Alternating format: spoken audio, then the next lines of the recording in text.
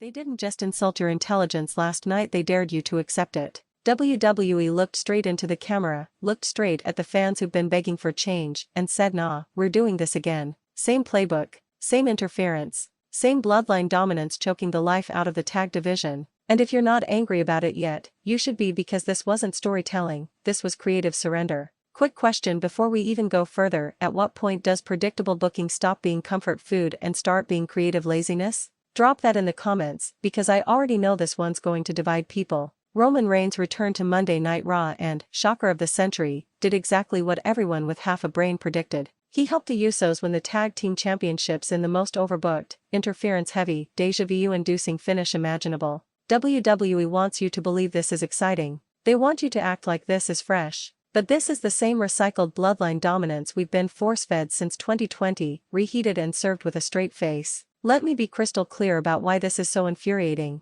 The Raw Tag Team division has been fighting for relevance for months. Teams like the Creed Brothers, Alpha Academy, and the New Day have been grinding, having banger matches, trying to convince fans that tag wrestling still matters. And in one single night, WWE wiped all of that effort off the board so Roman could play Kingmaker again. Ask yourself this: why should any tag team fan emotionally invest anymore? The main event was set up as a tag title match between the champions, let's say the Creed Brothers, who've been having an excellent run, and the Usos, who returned demanding their rightful place at the top. Even that phrasing is a problem. Rightful? Earned where? When did entitlement replace competition? And here's the worst part: the match was fantastic. For 15 solid minutes, Julius and Brutus Creed looked like stars. Explosive suplexes, relentless pace, real urgency. They wrestled like champions who knew this was their moment. The Usos matched them step for step with veteran timing and chemistry. For just a moment, it felt like WWE might let the best team win. Then the addiction kicked in. Roman Reigns' music hit, and you could feel the air leave the building. Not excitement, tension,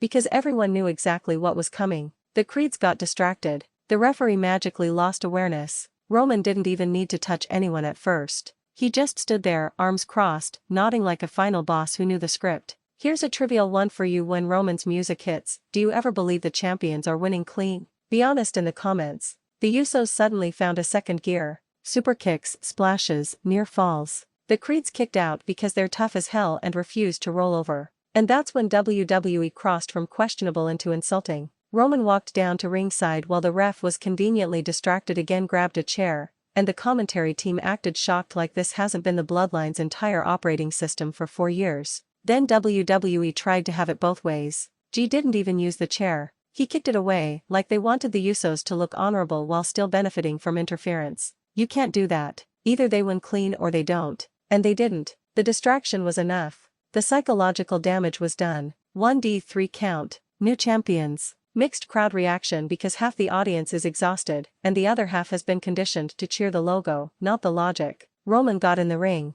Finger point. One gesture. Same celebration we've seen 1,000 times. And WWE expected applause for a story we already know by heart. So let's talk damage. First, the tag division just got buried. The Creed brothers didn't lose because they weren't good enough. They lost because the Bloodline needed gold again. That tells every other team exactly where they stand. Secondary. Placeholder. Temporary champions until the Usos need another reign added to the resume. Second, Roman Reigns' character development just regressed years. We were told he'd changed. That he evolved after losing the title. Nope. Same tactics, same manipulation, same interference. Growth erased. Third, WWE referees continue to look like the most incompetent authority figures in professional wrestling. How many times does Roman interfere before someone prepares for it? No security, no backup ref, no consequences, just selective blindness. And here's another question: are WWE officials stupid, or are we supposed to be? Fourth, and this might be the most damning: the Usos didn't need this. They're already the most decorated tag team in company history. This reign doesn't elevate them. It only stalls everyone else. Now look forward. What's next? Roman standing at ringside every defense. The same numbers game? The same predictable formula? We've seen this movie. We know every line. And what about Jey Uso? Remember when he broke free? When he stood on his own and the crowd rallied behind him? That growth is gone. Reset. Back to being Roman's right-hand man. The backstage promo didn't help. Roman talking about family, unity, running Raw, collecting gold, completely ignoring that this story was once about fracture and escape. WWE didn't continue the Bloodline saga. They retreated to it. Social media reaction says it all. WWE's hyping it like a game changer. Fans are calling it lazy, predictable, safe. And safe is the enemy of compelling wrestling. Yes, the Bloodline draws. But here's the real question: what happens when they don't? WWE is sacrificing long-term growth for short-term comfort. They're telling new teams that effort doesn't matter as much as last names.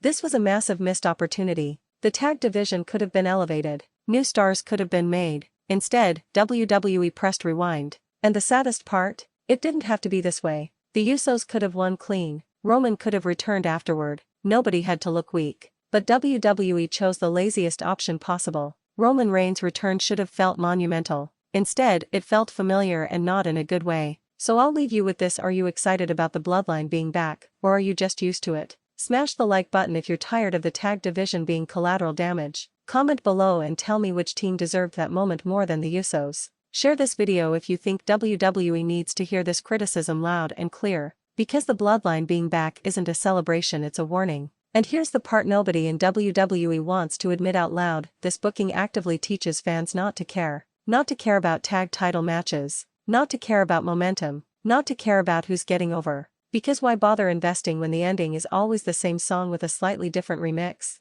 Think about it. How many times have we seen this exact structure? Competitive match. Babyfaces look strong. Crowd starts believing. Roman's music hits. Distraction. Interference. Bloodline stands tall. Roll credits. That's not drama, that's routine. Wrestling is supposed to make you feel something, not make you check your watch because you already know how it ends. Quick question for the comments: when was the last time a Bloodline match genuinely surprised you? Not entertained you, surprised you? And let's talk about the ripple effect this has backstage. You don't think the locker room notices this? You don't think tag teams grinding house shows, dark matches, and mid-card TV time see this and think, what's the point? When one faction is allowed to dominate every division through shortcuts, it sends a brutal message: effort is optional, connection is everything. This is how divisions die, not with bad matches, but with meaningless ones. The most frustrating irony is that WWE actually had momentum. The tag division was finally finding its footing again. The Creed brothers felt fresh. Alpha Academy had crowd support. Even veteran teams were getting reactions again.